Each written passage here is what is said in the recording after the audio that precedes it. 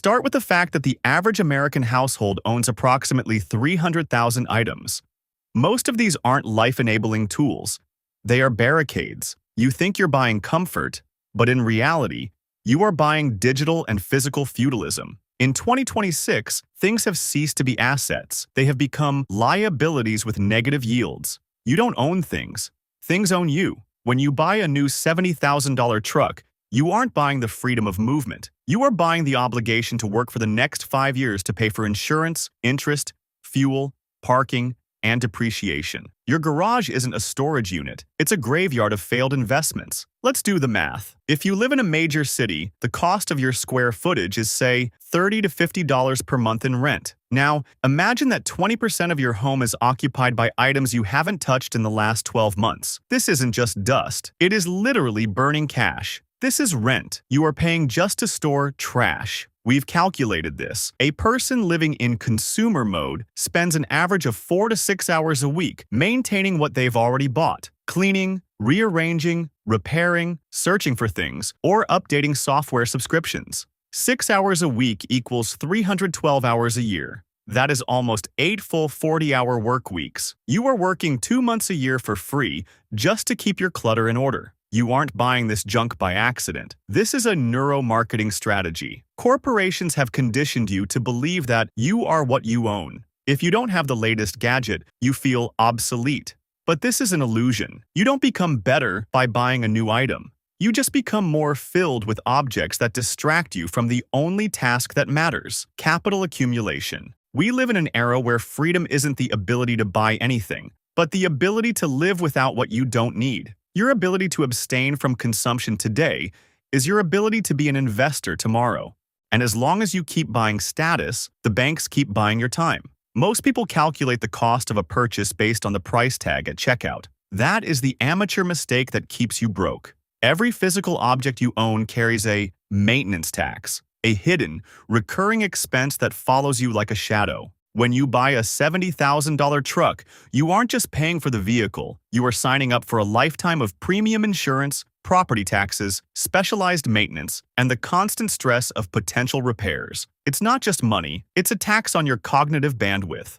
Look at your life right now. How many things are currently in progress? Your car needs an oil change. The subscription service you forgot to cancel is bleeding your account every month. Your smartphone requires a software update, a screen protector replacement, and a premium cloud storage fee. Every one of these items demands your attention, your time, and your decision-making energy. In 2026, the complexity of the average lifestyle is engineered to keep you in a state of low-level maintenance.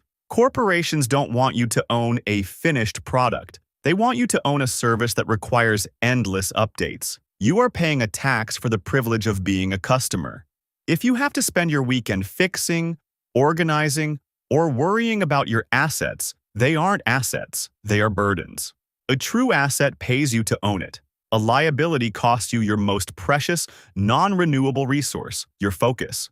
Now, let's look at the cold, hard numbers. Most people think a $1,000 iPhone is just $1,000. It isn't. It's $1,000 that will never compound. If you took that same $1,000 and invested it into a hard asset with a conservative 10% annual return in 10 years, that money would be worth roughly $2,600. In 20 years, over $6,700. When you buy that status symbol, you aren't just spending $1,000. You are stealing $6,000 from your future self. Now, scale this up to a $70,000 truck. That's not a purchase. That's a multi-generational wealth error. If that $70,000 were parked in a private credit fund or high-yield assets earning 12% annually, in 15 years, you'd be sitting on over $380,000. You are literally trading your financial sovereignty for a leather interior and a GPS system. The middle class stays poor because they confuse having things with having wealth. Rich people buy assets that pay them. Poor people buy assets that depreciate and demand more money. Every time you pull out your card for something that doesn't generate cash flow, you are actively choosing to extend your working life by months or even years. You aren't treating yourself. You are signing a contract to work harder, longer, and for less freedom in the future. The math isn't broken. Your spending habits are. Most of your financial mistakes happen because you treat spending like an impulse, not a decision. The 48-hour rule is your first line of defense. If you want to buy something non-essential, you wait 48 hours. No exceptions. During this time, the dopamine hit fades. You move from the limbic system, the emotional primal part of your brain that wants the shiny new toy, to the prefrontal cortex, the logical center. By the end of the 48 hours, ask yourself 3 questions. Do I need this to survive? Does this asset increase my income? Or is this just temporary validation? In 90% of cases, you'll realize the urge was just a craving, not a necessity. By killing the impulse, you keep the cash in your pocket. Do this 50 times a year, and you've just saved thousands of dollars that would have otherwise evaporated. Minimalism isn't about having nothing. It's about maintaining a strict volume of belongings. For every single item that enters your life, you must remove 2. This isn't just a decluttering hack. It's a psychological friction mechanism. It forces you to realize the true cost of ownership. If you want a new pair of shoes, you have to throw away 2 old pairs or donate them. This creates a pain of choice. It forces you to weigh the value of the new item against the loss of your existing ones. Suddenly, that $200 gadget doesn't look so attractive when you have to sacrifice 2 other items you've grown accustomed to. It keeps your living space clean and your mental space clear. If you can't make room for the new, you don't need the new. In 2026, subscriptions are the silent killers of your net worth. You have streaming services, cloud storage you don't use, monthly boxes, and app memberships that charge you $9.99 here and $14.99 there. You've been conditioned to set it and forget it. That is exactly what the corporations want.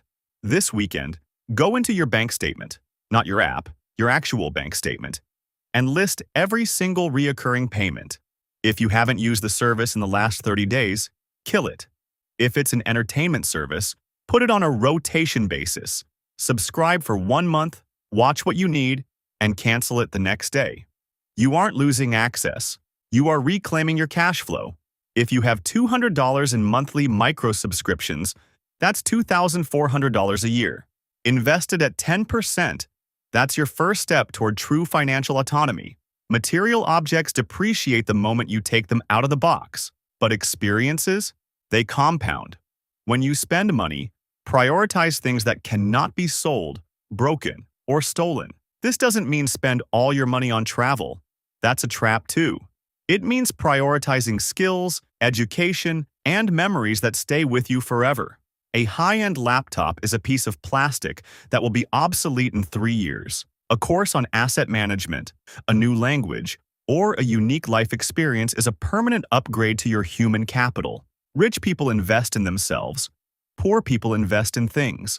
If you have to choose between a designer item and an investment in your own knowledge, always choose the knowledge.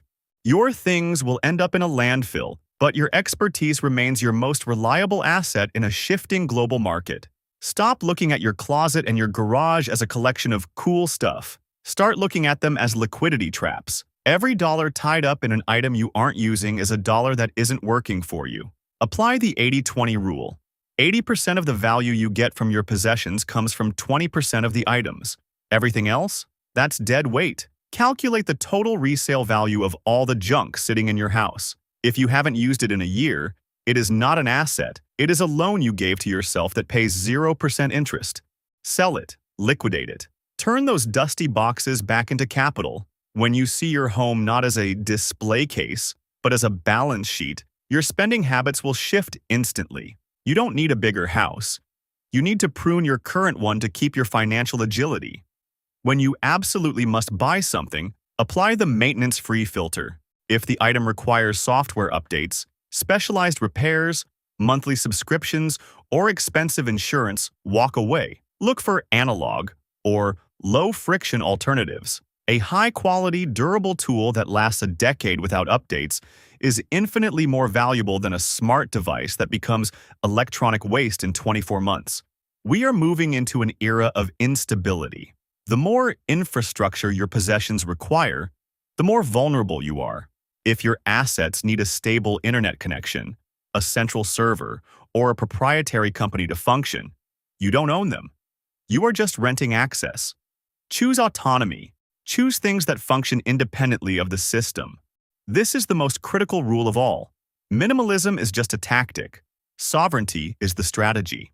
Every dollar you save by practicing the first 6 rules must be immediately moved into a sovereign surplus account. This is not for a vacation, and it is not for a rainy day.